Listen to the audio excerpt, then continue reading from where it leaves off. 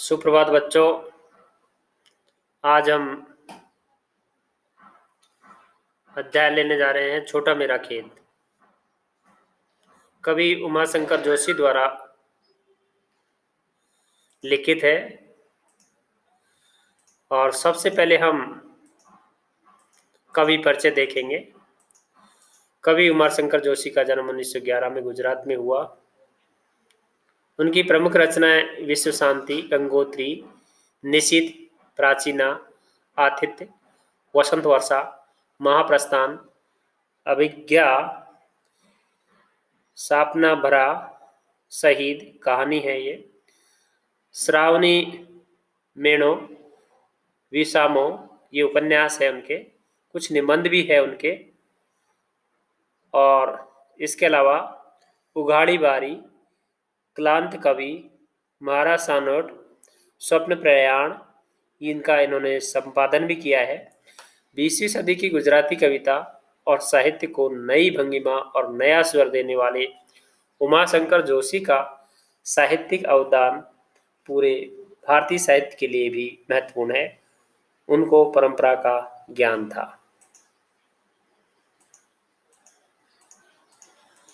छोटा मेरा खेत कविता, इसका सबसे पहले आदर्श वाचन करने जा रहे हैं।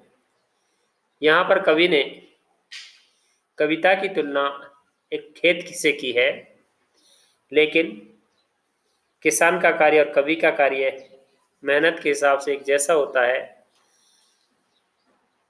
किसान भी फसल बड़ी होने पर काटता है, उसका फल मिलता है उसे।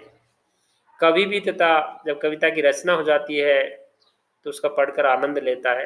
लेकिन दोनों में अंतर यह है कि कविता को चाहे एक पढ़ो, दो पढ़ो, लाख लोग पढ़े, और कभी आज पढ़ो, कल पढ़ो, कभी भी पढ़ो, उसका आनंद कभी खत्म नहीं होता। सबसे पहले हम कविता का आदर्श वाचन करने जा रहे हैं। छोटा मेरा खेत चौकोना, कागज का एक पन्ना, कोई अंधड़ कहीं से आया, क्षण का बीज वहां बोया गया। कल्पना की रसायनों को पी, बीज गल गया निशेष, शब्द के अंकुर फूटे, पल्लव पुष्पों से नमित हुआ विशेष। झूमने लगे फल, रस अलौकिक, अमृत धाराएं फूटती, रोपाई क्षण की और कटाई अनंता की। अर्थात एक बार एक क्षण में बीज रोप दीजिए, लेकिन कितनी बार काटो, अर्थात उसको पढ़ते जाओ, लेकिन कभी खत्म नहीं होंगे वो। लूटते रहने से जरा भी कम नहीं होती था, रस का अक्षय पात्र सदा का, छोटा मेरा खेत चौकोना। कविता को यहाँ पर एक अक्षय पात्र से तुलना की गई है। पाठ प्रवेश। छोटा मेरा खेत कविता में कवि ने रूपक के माध्यम से अपने कवि कर्म को कृषक के समान बताया है। किसान अपने खेत में बीज बोता है, बीज अंकुरित होकर पौधा बनता है, फिर पुष्पित पल्वित होकर जब परिपक्व हो जाता है तब उसकी कटाई होती है। यह अन्य जनता का पेट भरता है। कवि कागज को अपना खेत मानता है। किसी क्षण आई भावनात्मक आंधी में वह इस कागज पर था बीजपन करता है। कल्पना का आश्रय पाकर भाव विकसित होता है। यही बीज का अंकुरण है। शब्दों के अंकुर निकलते ही कृति रचना स्वरूप ग्रहण करने लगती है। इस अंकुरण से प्रस्फुटित हुई रचना में अलौकिक रस होता है, जो अनंत काल तक पाठक को अपने में डुबाए रहता है। कवि ऐसी खेती करता है जिसकी कविता का रस कभी खत्म नहीं होता, कभी समाप्त नहीं होता। कठिन शब्दार्थ। अंधड़ आंधी का तेज झोंका, निश्चय यानी पूरी तरह से, नमित यानी झुका हुआ, अलौकिक यानी दिव्य अद्भुत, अक्षय कभी न नष्ट होने वाला, पात्र बर्तन। छोटा मेरा खेत चौकोना, इसे कविता के अंतर्गत देखिए। छोटा मेरा खेत चौकोना, कागज का एक पन्ना, कोई अंदर कहीं से आया, क्षण का बीज वहां बोया गया। मैं भी एक प्रकार का किसान हूँ। कागज का एक पन्ना मेरे लिए छोटे से चौकोर खेत के समान है। अंतर इतना ही है, किसान जमीन पर कुछ बोता है और मैं कागज पर कविता उगाता हूँ। छोटा मेरा खेत चुकौना, इसमें बताया कि मैं भी एक प्रकार का किसान हूं।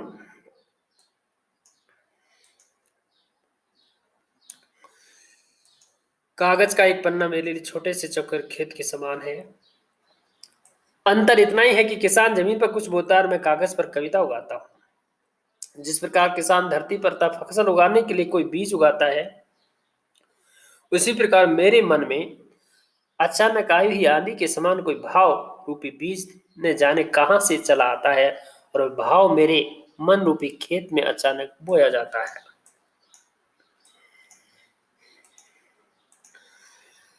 आगे कवि कह रहा है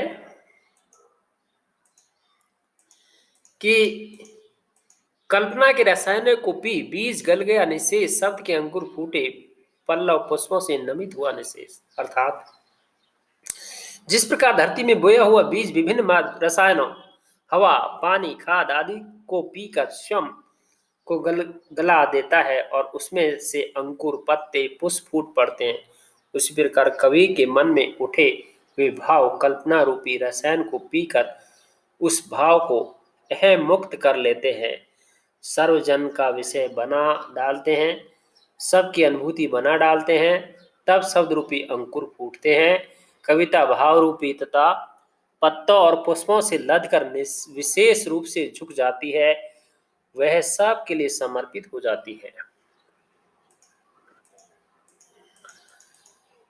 झूमने लगे फल रसायन अलौके, अमृत धाराएं फूटती रूपाई क्षण की कटाई अनंता की, लूटते रहने से जरा भी कम नहीं होती। अर्थात जब कवि के मन में पलने वाला भाव पक कर कविता रूपी फल के रूप में झूमने लगता है, तो उसमें से अद्भुत अलौकिक रस झरने लगता है, आनंद की अमृत जैसी धाराएं फूटने लगती है। सचमुच किसी भाव का आरोपण एक विशेष क्षण में अपने आप दिव्य प्रेरणा से हो जाया करता है, परंतु कविता के रूप में उसकी फसल अनंत काल तक मिलती रहती है। कविता की फसल ऐसी अनंत है कि उसे जितना लुटाओ वह खाली नहीं होती, वह युगों युगों तक रस देती रहती है। रस का अक्षय पात्र सदा का छोटा मेरा खेत चकोना। अर्थात कवि के पास कविता रूपी जो चौकुर खेत है, वह रस का अक्षय पात्र है, जिसमें से कभी रस समाप्त नहीं होता, कविता शाश्वत होती है। यहाँ उपमेय में उपमान का आरोप हो रूपक कहलाता है। इस कविता में निम्न रूपकों का प्रयोग हुआ है: कागज का पन्ना, चौकोना खेत, भावनात्मक जोश अंधड़, विषय बीज है, कल्पना रसायन है।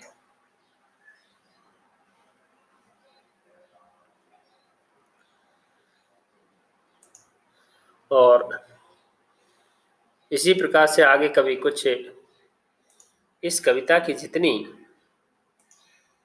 महत्ता बताई है उतनी ही कम है।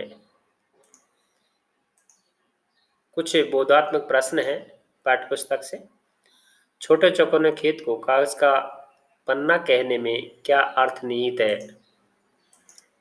नंबर 2, रक्षा अक्षय पात्र से कवि की रचना क्रम की किन विशेषताओं की ओर इंगित किया है?